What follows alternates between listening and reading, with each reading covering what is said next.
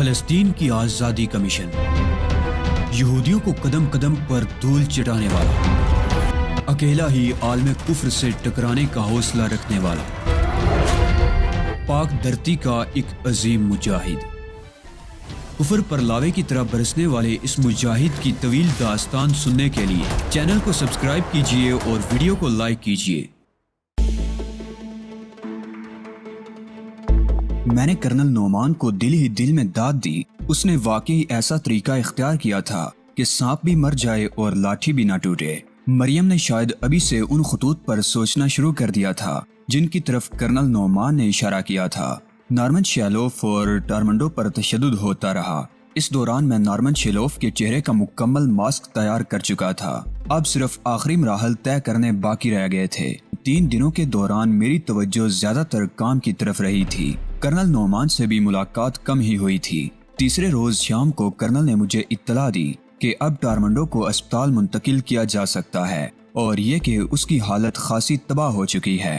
اسپتال پہنچنے تک اسے لازماً بے ہوش رہنا چاہیے۔ میں نے نارمن شیلوف کا ماسک اپنے چہرے پر جماتے ہوئے کہا، ہم اسے بے ہوشی کا انجیکشن لگا دیں گے۔ کرنل بولا، ظاہر ہے اتنے بڑے معاملے میں ہم کوئی رسک نہیں لے سکتے۔ ٹھیک ہے، میں نے مطمئن انداز میں کہا، تم مجھے یہ بتاؤ کہ ہمیں کون سے اسپتال میں رکھا جائے گا؟ ایک پرائیویٹ اسپتال کی تیسری منزل پر تم دونوں کو ایک ہی کمرے میں رکھا جائے گا۔ کرنل نے کہا، تمہارے کمرے کے باہر سادہ لباس میں فوجی متعین ہوں گے جن کے پاس ہتھیار تو ہوں گے مگر پوشیدہ ہوں گے تاکہ اسپتال میں خامخواہ خوف و ہراس نہ پھیلے۔ یہ تو میں تمہیں بتا ہی چکا ہوں کہ ہم وہاں سے فرار ہو کر آرتھر کے پاس جائیں گے۔ اب صرف یہ طے کرنا ہے کہ ہم کب اور کس طرح فرار ہوں گے۔ ہاں، یہ طے کرنا تمہارا کام ہے۔ جس طرح تم کہو گے اسی طرح کے انتظامات کر دیے جائیں گے۔ فی الحال تمہیں یہ کرنا ہے کہ ہماری بینڈیج وغیرہ تبدیل کرنے کے لیے ہمیں الگ کمرے میں لے جایا جائے اور علیحدہ علیحدہ لے جایا جائے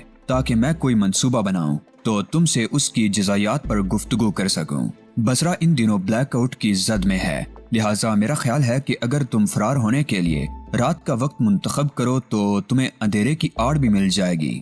ہم جب بھی فرار ہوں گے دن کے وقت فرار ہوں گے، اس لیے کہ ہمیں فوری طور پر آرتھر تک پہنچنا ہوگا اور میں اس کے گھر نہیں جانا چاہتا۔ تمام معاملات طے ہو چکے تھے، تیاریاں مکمل تھیں۔ وہاں سے روانہ ہونے سے قبل میں اپنے کمرے میں آیا۔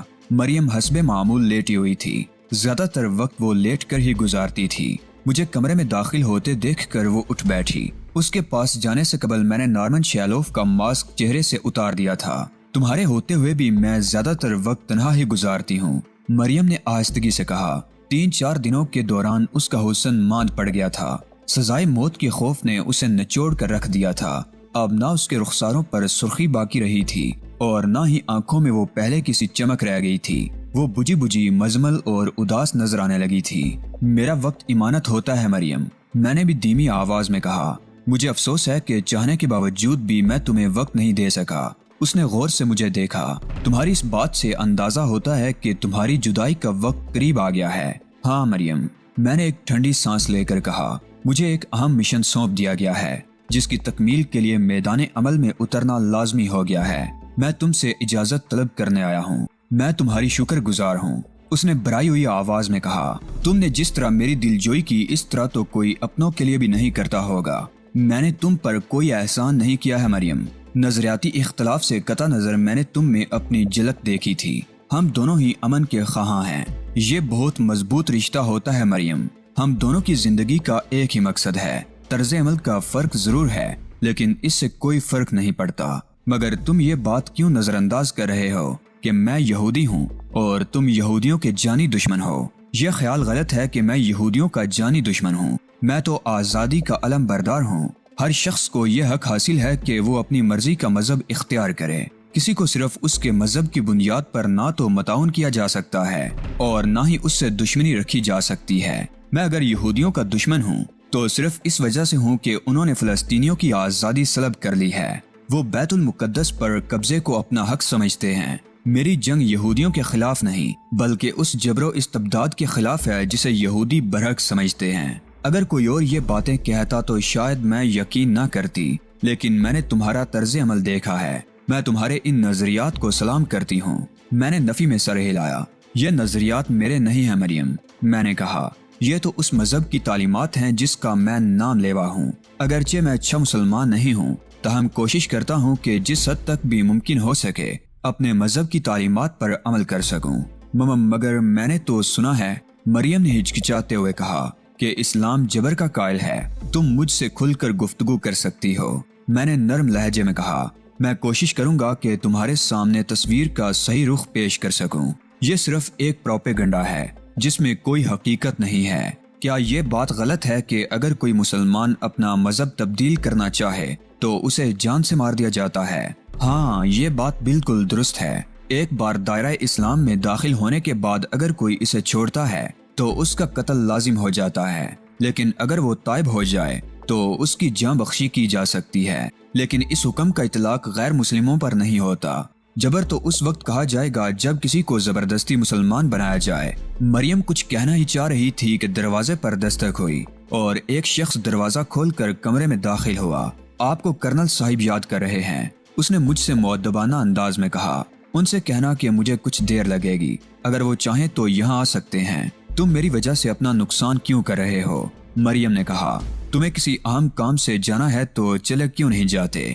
میں یہ محسوس کر رہا ہوں کہ ہمارے درمیان ہونے والی گفتگو اس کام کے مقابلے میں بہت زیادہ اہم ہے۔ میں نے کہا، ہاں تو تم کچھ کہہ رہی تھی۔ میں نے یہ بھی سنا ہے کہ مسلمانوں کی 1300 سالہ تاریخ خونی تاریخ ہے۔ یہ مغربی مورخین کی رائے ہے جو سراسر تعصب پر مبنی ہے۔ مسلمانوں نے فتوحات ضرور کی مگر نہتے لوگوں پر کبھی ظلم نہیں کیا۔ اس کے برعکس جب اسپین میں مسلمانوں کی عظیم سلطنت زوال پذیر ہوئی تو عیسائیوں نے نہتے مسلمانوں کے ساتھ جو سلوک کیا اس سے سب واقف ہیں۔ مسلمانوں کو زندہ تک جلایا گیا، مساجد کی بے حرمتی کی گئی، جبکہ اس قسم کی کوئی مثال نہیں ملتی کہ مسلمانوں نے کبھی کسی کی عبادت گاہ کی بے حرمتی کی ہو یا کسی کو بالجبر مسلمان بنایا ہو۔ اور بیت المقدس کے بارے میں تمہارا مذہب کیا کہتا ہے؟ مریم نے پوچھا۔ ہم اسے قبلہ اول کہتے ہیں اور ہمارے نزدیک وہ بھی اتنا ہی محترم ہے جتنا تمہارے لیے۔ ہم تمہارے تمام پیغمبروں کو مانتے ہیں، اگر ایک بھی پیغمبر کو نہ مانے تو دائرہ اسلام سے خارج ہو جائیں گے۔ مرد اور عورت کے تعلقات کے بارے میں اسلام کا کیا نظریہ ہے؟ مرد کو عورت کا محافظ بنایا گیا ہے۔ اس کی عزت، آبرو، جان مال سب کی حفاظت کرنا مرد پر لازم ہے۔ شادی کے بغیر دونوں کا آپس میں جنسی تعلق قائم کرنا قطعاً منع ہے۔ مریم نے کہا اور کسی گہری سوچ میں ڈوب گئی۔ میں اسے دیکھ رہا تھا کہ کرنل نعمان کمرے میں داخل ہوا۔ تم کس چکر میں الجھ گئے علی؟ اس نے کمرے میں داخل ہوتے ہی کہا، ہم روانہ ہونے کے لیے تمہارے منتظر ہیں۔ میرا خیال ہے ابھی مزید تاخیر ہوگی۔ میں نے کہا، تم کچھ دیر مزید انتظار نہیں کر سکتے؟ انتظار تو خیر ساری رات کیا جا سکتا ہے، ضرورت پڑنے پر مشن موخر بھی کیا جا سکتا ہے، مگر ایسی کون سی بات ہو گئی جس کی وجہ سے تم نے اپنا پروگرام ملتوی کیا ہے؟ دراصل مریم نے کچھ ایسی باتیں چھیڑ دی جن کی بنا پر مجھے رکنا پڑ گیا، ورنہ میں تو مریم سے الوداعی ملاقات کرنے آیا تھا۔ اگر کوئی ضروری کام نہ ہو تو تم بھی ہماری گفتگو میں حصہ لے سکتے ہو۔ کرنل نعمان نے ملازم کو طلب کر کے اسے ضروری ہدایات دی اور اس کے بعد وہ بھی میرے ساتھ ہی بیٹھ گیا۔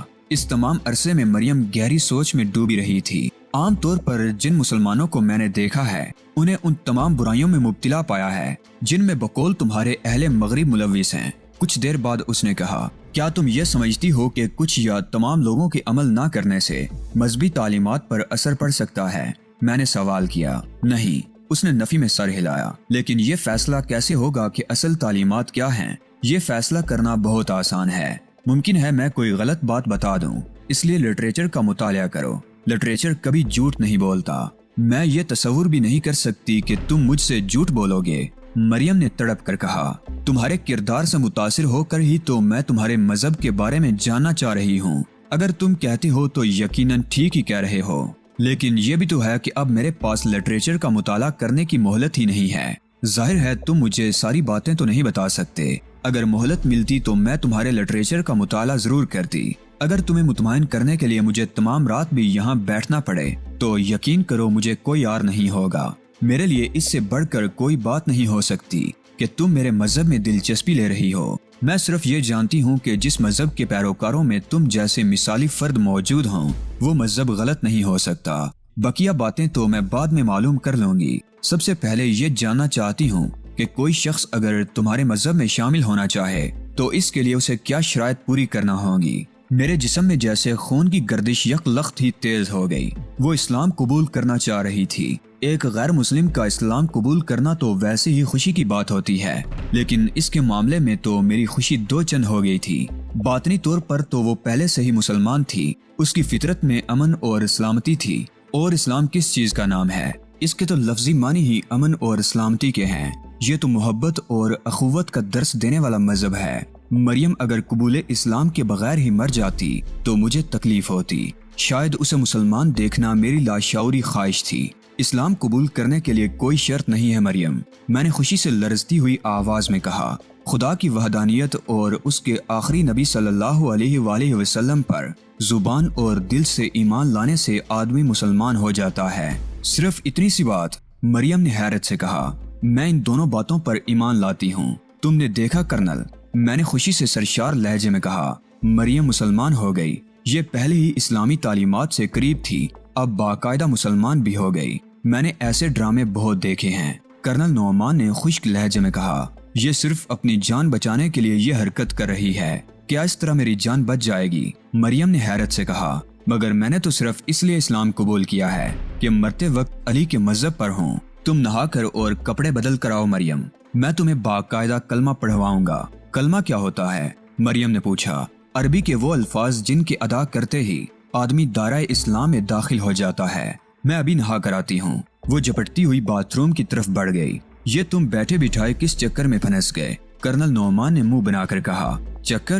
میں نے حیرت سے کہا۔ وہ مسلمان ہو رہی ہے اور تم اسے چکر کہہ رہے ہو؟ میں کسی یہودی پر اعتبار کرنے کے لیے تیار نہیں ہوں۔ اگر کوئی شخص جان کے خوف سے کلمہ پڑھ لے تو اس کا قبول اسلام لائق اعتنا نہیں ہوتا۔ تم غلط کہہ رہے ہو کرنل، میں نے سنجیدگی سے کہا۔ جو شخص زبان سے کلمہ پڑھ لے اسے وہ تمام مراد حاصل ہو جاتی ہیں جو کسی بھی مسلمان کو ہو سکتی ہیں۔ وہ تو ٹھیک ہے علی، لیکن دل کا حال تو خدا ہی بہتر جانتا ہے۔ ہم ایک ایسے شخص کی زبان پر کیسے یقین کر سکتے ہیں جسے ایک یقینی موت کا سامنا ہے؟ جب تم مان رہے ہو کہ دل کا حال خدا ہی بہتر جانتا ہے تو پھر زبان پر یقین کرنے کے سوا اور کیا چارہ رہ جاتا ہے؟ تمہیں چاہیے تھا کہ یہ کام کسی اور کے سپرد کر دیتے۔ یہ کام تو کوئی بھی کر لے گا، مگر جو کام تمہیں کرنا ہے وہ صرف تم ہی کر سکتے ہو، کوئی اور نہیں کر سکتا۔ میری لاشعوری خواہش شاید یہی تھی کہ مریم مسلمان ہو جائے۔ اب میں چاہتا ہوں کہ وہ میرے ہی ہاتھوں پر قبول اسلام کرے۔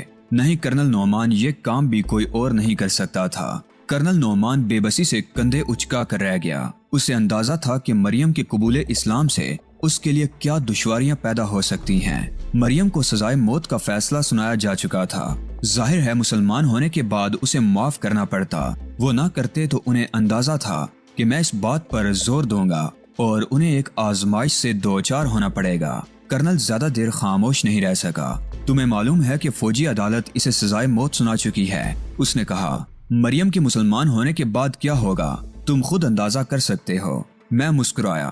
مسلمان ہونے کا مطلب ہے اس نے اپنی وفاداریاں تبدیل کر لی ہیں۔ ایسے میں فیصلہ تو منسوخ کرنا ہی پڑے گا۔ کرنل نعمان اٹھ کر مضطربانہ انداز میں کمرے میں ٹہلنے لگا۔ فوجی عدالتوں کے سنائے ہوئے فیصلے آسانی سے تبدیل نہیں ہوا کرتے۔ اس معاملے میں تو فیصلے پر غور کرنا ہی پڑے گا، میں نے دو ٹوک انداز میں کہا۔ غور نہیں بلکہ اسے باعزت طور پر رہا کرنے کا فیصلہ کرنا ہوگا۔ تمہیں سوچنا چاہیے کہ یہ ملکی سالمیت کا معاملہ ہے۔ کل کلاں کو اگر یہ بات اسرائیل تک پہنچ گئی کہ ان کا طیارہ اغوا کر کے عراق لایا گیا تھا اور ہم نے طیارہ ہائی جیک کرنے والوں کی نہ صرف مدد کی تھی بلکہ اسرائیل کے تمام لوگوں کو سزائے موت دے دی تھی، تو ذرا تصور کرو کہ ہماری پوزیشن کیا ہوگی۔ کیا ہم بیک وقت دو ملکوں سے جنگ کر سکیں گے؟ ایران سے تو پہلے ہی جنگ ہو رہی ہے۔ تم اس مفروضے کی بنیاد پر یہ ساری باتیں کر رہے ہو کہ مریم ہم سے دھوکہ کر رہی ہے، اور کسی مفروضے کی بنیاد پر کسی کی جان نہیں لی جا سکتی۔ سمجھنے کی کوشش کرو علی، یہ مفروضہ ہی صحیح مگر اس کی خوفناکی پر بھی تو غور کرو۔ اگر خدا نہ خواستہ یہ مفروضہ صحیح ثابت ہوا تو کیا ہوگا؟ اول تو یہ باعث امکان ہے، لیکن اگر یہ خدشہ درست ثابت ہوا تو میں مریم کو اپنے ہاتھوں سے موت کے گھاٹ اتار دوں گا۔ اسے دنیا کے کسی گوشے میں پناہ میسر نہیں آ سکے گی۔ تم اسے جو بھی سزا دو گے اس سے اس نقصان کی تلافی نہیں ہو سکے گی جو وہ ہمیں پہنچا چکی ہوگی۔ اس لیے عقل مندی کا تقاضا یہ ہے کہ میں اس بحث میں الجھنا نہیں چاہتا کرنل۔ میں تو صرف یہ جانتا ہوں کہ اسلام قبول کرتے ہی وہ رعایت کی مستحق ہو گئی۔ یہ اس کا حق ہے جو اسے ہر حال میں ملنا چاہیے۔ فرض کرو تمہاری توقعات پوری نہیں ہوتی۔ کرنل نے رک رک کر کہا، فرض کرو فوجی عدالت اپنی دی ہوئی سزا پر نظر ثانی کرنے کے لیے تیار نہیں ہوتی تو کیا ہوگا؟ میں کسی کے ساتھ زیادتی ہوتے نہیں دیکھ سکتا، خاص طور پر کسی نو مسلم کے معاملے میں تو میرے لیے غیر جانبدار رہنا اور بھی مشکل ہو جائے گا۔ اپنے الفاظ پر غور کرو علی۔ کرنل کے لہجے میں دھمکی پوشیدہ تھی۔ تمہارے الفاظ بھی نامناسب ہیں اور لہجے سے بھی بغاوت کی بو آ رہی ہے۔ میں سنبھل کر بیٹھ گیا۔ میں پہلے غور کرتا ہوں پھر کوئی بات منہ سے نکالتا ہوں، لہٰذا کچھ کہنے کے بعد اس پر غور کرنے کا سوال ہی پیدا نہیں ہوتا۔ میں تمہیں آخری بار سمجھانے کی کوشش کر رہا ہوں، ہمارے معاملات میں الجھنے کے بجائے اپنے کام سے کام رکھو، تمہارے حق میں یہی بہتر ہے۔ میں اپنا بھلا برا خوب سمجھتا ہوں کرنل، میں کوئی بچہ نہیں ہوں جسے تم سمجھانے کی کوشش کر رہے ہو۔ اس بار میرا لہجہ بھی خراب ہو گیا تھا تو پھر وسیع تر ملکی مفادات میں بھی انتہائی قدم اٹھانے پر مجبور ہوں۔ کرنل نے ریوالور نکال کر مجھے زد میں لے لیا۔ خود کو زیر حراست تصور کرو، وہ تو میں کر لوں گا، میں نے بے پرواہی سے مسکرا کر کہا، لیکن تم نے صرف ملکی مفاد کے بارے میں سوچا، کبھی مذہبی مفاد کے بارے میں بھی سوچ لیتے تو کیا برا تھا۔ اب تم تو صرف اپنے بارے میں سوچو۔ تم پر ریوالور اٹھاتے ہوئے مجھے افسوس تو ہو رہا ہے، لیکن اپنے فرائض کی انجام دہی کے دوران بعض اوقات ناگوار صورتحال سے بھی گزرنا پڑ جاتا ہے۔ کرنل کی بات مکمل ہوئی ہی تھی کہ باتھ روم کا دروازہ کھلا۔ مریم نہانے کے بعد باہر نکل رہی تھی۔ کرنل کی نگاہ اس طرف اٹھی۔ میں ایسے ہی کسی موقع کا منتظر تھا۔ مجھے معلوم تھا کہ ان کی قید میں جانے کے باوجود مجھے کوئی نقصان پہنچنے کا اندیشہ نہیں ہے، مگر پھر بھی مجھے یہ گوارا نہیں تھا کہ میں قید ہو جاتا۔ میرے خیال میں یہ ایک نقصان ہی کچھ کم نہ ہوتا کہ مریم کو سزائے موت دے دی جاتی۔ جیسے ہی اس کی نگاہ مریم کی طرف اٹھی، میں نے چیتے کی طرح اس پر چھلانگ لگائی۔ اگلے ہی لمحے نہ صرف ریوالور اس کے ہاتھ سے نکل گیا تھا، بلکہ میں نے اسے سنبھلنے کی مہلت دیے بغیر اسے اپنے قابو میں کر لیا تھا۔ برا نہ ماننا کرنل، میں نے اس کا ہاتھ موڑ کر پشت پر لے جاتے ہوئے کہا، میرے بھی کچھ فرائض ہیں جن سے عہدہ برا ہونے کے لیے بعض اوقات مجھے بھی ناگوار صورتحال سے گزرنا پڑتا ہے۔ مریم باتھ روم کے دروازے میں ہی رک گئی تھی اور سناٹے کے عالم میں ہمیں دیکھ رہی تھی۔ چند لمحوں کے دوران اتنی بڑی تبدیلی اس کی سمجھ سے بالا تر تھی۔ تم اگر یہ سمجھ رہے ہو کہ اس طرح یہاں سے بچ کر نکل جاؤ گے تو یہ تمہاری خام خیالی ہے، کرنل نعمان نے کہا۔ وہ اس طرح میری گرفت میں جکڑا ہوا تھا کہ اپنی مرضی سے ہل بھی نہیں سکتا تھا۔ میں جانتا ہوں کہ یہاں بہت سخت حفاظتی انتظامات ہیں، لیکن اب میں دیکھوں گا کہ کون سا حفاظتی نظام میری راہ میں دیوار بنے گا۔ میں نے بے پرواہی سے کہا، بے وقوفی کی باتیں مت کرو، تم نے ایک بار پہلے بھی حماقت کی تھی اور ہم نے اسے نظر انداز کر دیا تھا۔ کرنل بولا، لیکن ضروری نہیں کہ ہر بار تمہیں معاف کر دیا جائے، ابھی وقت ہے، سوچ لو۔ میں نے ایک ہلکا سا کہا لگایا۔